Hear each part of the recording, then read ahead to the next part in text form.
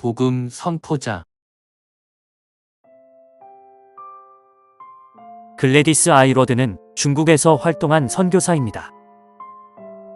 14살에 학교를 중퇴한 그녀는 점원, 유모, 가정부로 일하며 지내던 중 영적인 갈증 속에 그리스도를 영접했습니다. 글래디스는 중국 선교에 헌신하게 되었고 중국 내지 선교회의 훈련을 통과하지 못하는 등 여러 가지의 난관에 부딪혔지만 포기하지 않았습니다. 하지만 하나님께서는 그녀가 중국으로 갈 수 있는 길들을 도우셨습니다. 다음은 그녀가 중국 티베트에서 겪었던 일화입니다. 중일 전쟁이 한창이었을 때 아이러드는 중국의 팽지엔 지방으로 피난을 떠났습니다. 어느 날 아이러드는 이웃방에서 들려오는 중얼거리는 기도 소리를 듣게 되었습니다. 열린 문틈 사이로 들여다보니 대략 15명가량의 학생들이 티벳의 지도를 펼쳐놓고 기도하고 있었습니다. 그들은 학생 신분인 자신들을 대신하여 누군가가 티벳에 가서 복음을 전해주기를 간절히 원하고 있었던 것입니다. 성령님에 의해 감동을 받은 아이러드는 그들이 기도하는 그 누군가가 바로 자신이라는 확신이 들었습니다. 그리고 결심했습니다. 그 알지 못하는 지역에 직접 가서 복음을 전하기 위해서 말입니다.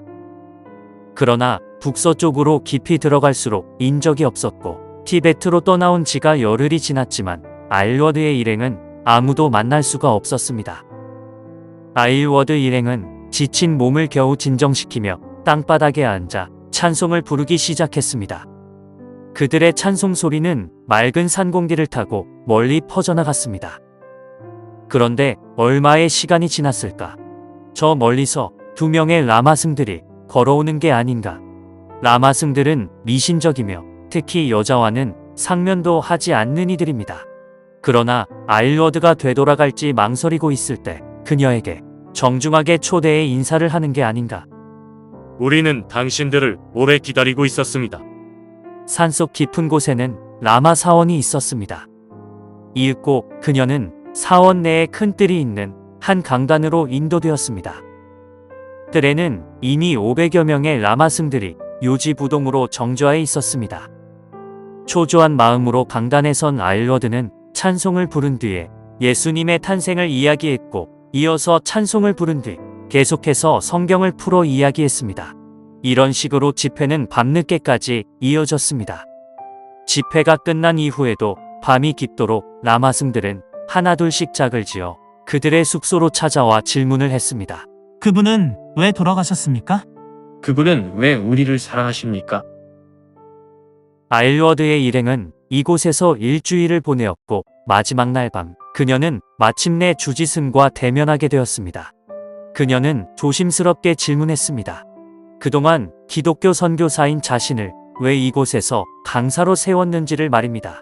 그러자 주지승은 벽에 붙어있는 종이를 가리키면서 그동안 있었던 일에 대해 이야기해 주었습니다. 어느 해에 몇 명이 감초를 내다 팔려고 도시에 갔다가 저쪽지를 받아왔습니다. 우리는 세상을 사랑하는 하나님이 계시다는 것을 알게 되었습니다. 우리 모두는 5년 동안 저것을 읽고 또 읽었습니다.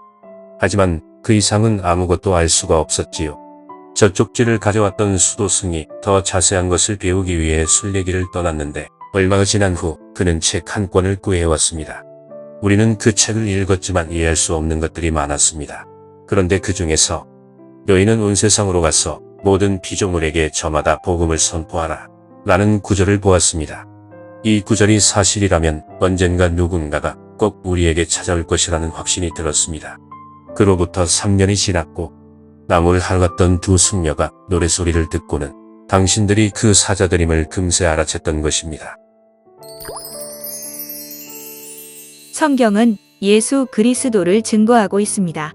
그리고 예수 그리스도의 사랑을 만난 우리는 그분의 증인들입니다.